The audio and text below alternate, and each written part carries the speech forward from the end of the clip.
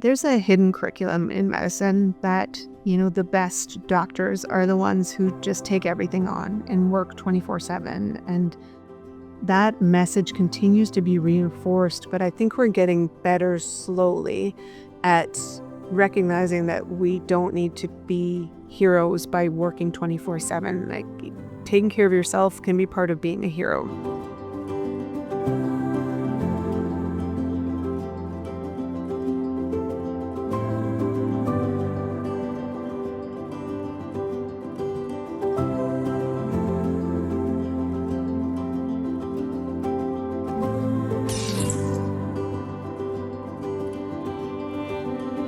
My name is Megan.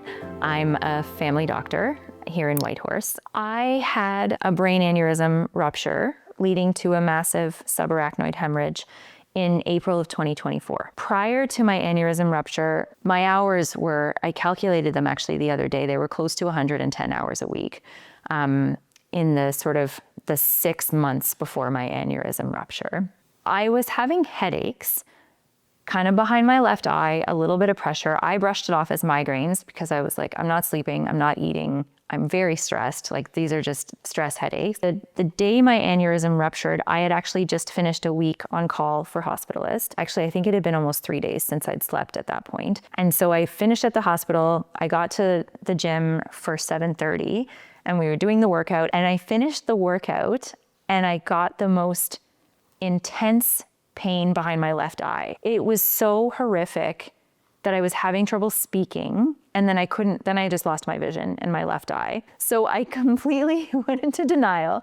But as I was kind of standing there and like clutching my eye, there was a nurse and a paramedic in the class that morning. And so as soon as I said, oh my God, this is the worst headache of my life, they came right over and they were like, Megan, you have a facial droop. Can we take you to the hospital? And I was like, no, it's fine. Everything's fine. And Carrie goes, tie your shoe then. And I couldn't make my left hand work. So then I was like, okay, fine. You can take me to Emerge, but I'm going to shower first. And I don't remember anything past that. And then Guillaume, to his credit, didn't even phone 911. He phoned his friend who was on the ambulance and was like, get down here.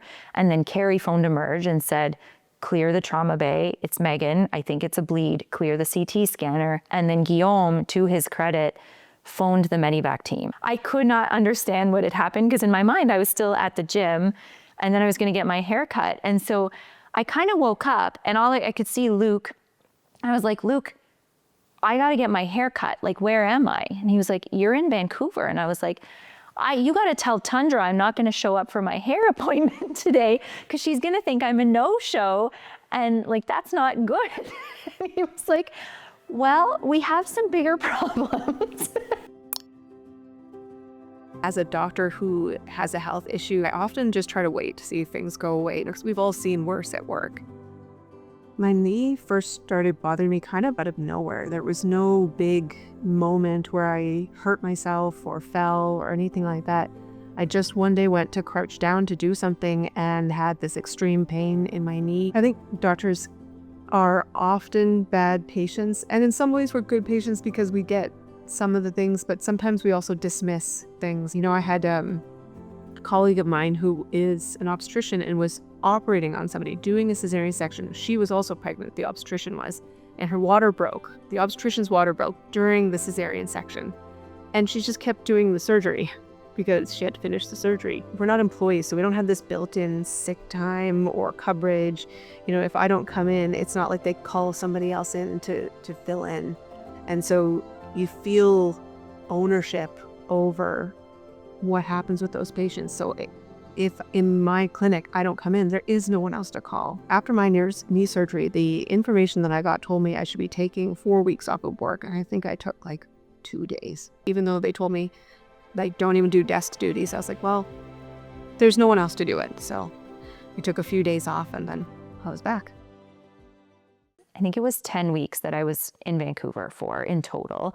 And I was so homesick. And I remember lying there and all I could think about was Luke and Max and Rylan, my kids. And I just remember being like, what was I doing before? Like, I was never around. And I was so tired at this point that I just thought, like, I am going to spend whatever mental energy I have on these 3 people that mean more to me than anything else. They're the people I thought about from the moment I woke up to the moment I went to bed. What do we see a lot of? Bears. Yeah. We named a bear Buster Cookie. I wanted to name him Cookie. And I wanted to name him Buster, so we put him together, and now it's Buster Cookie. Once I got home and I was sleeping and surrounded by my family and eating nutritious food and in a quiet setting that wasn't downtown Vancouver, my rehabilitation just skyrocketed. I couldn't work because my short-term memory was terrible still. And I was tired, like I had multiple naps and stuff in a day. I wasn't driving yet. And so my husband would go to work, my kids were gone at summer camp, and I just had to learn how to just sit and do nothing. And at first, it was the hardest task ever to just sit. And then I would go on the deck with a book, and then I just learned how to rest and do nothing, and how to listen to my body's cues and eat when I'm hungry and drink water when I'm thirsty. You forget how to just be.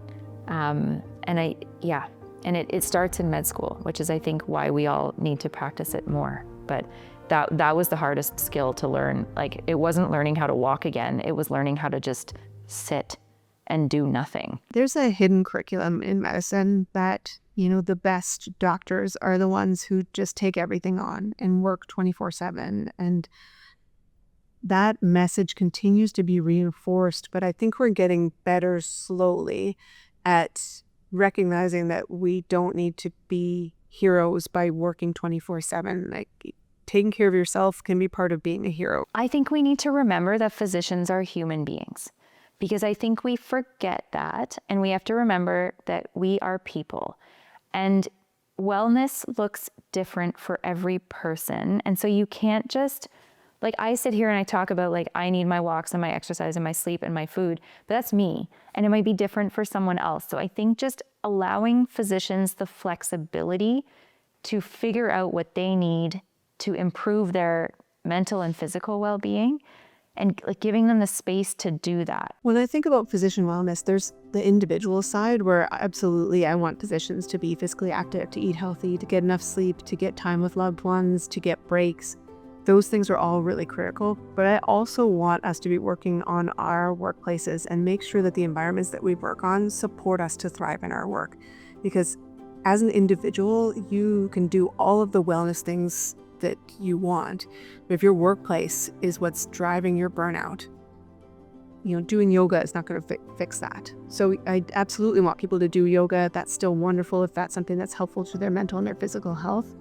But I also want them to work in a workplace where they have a team around them, so that if they are sick, they have people they can lean on, that they can ask other people's opinions, that they have people who can help them with some of the paperwork, or that the paperwork gets taken away because we have better structures in place to make sure that we're focusing on doing the important work and not the work that could be done by a computer or could be done by somebody else who's got different training.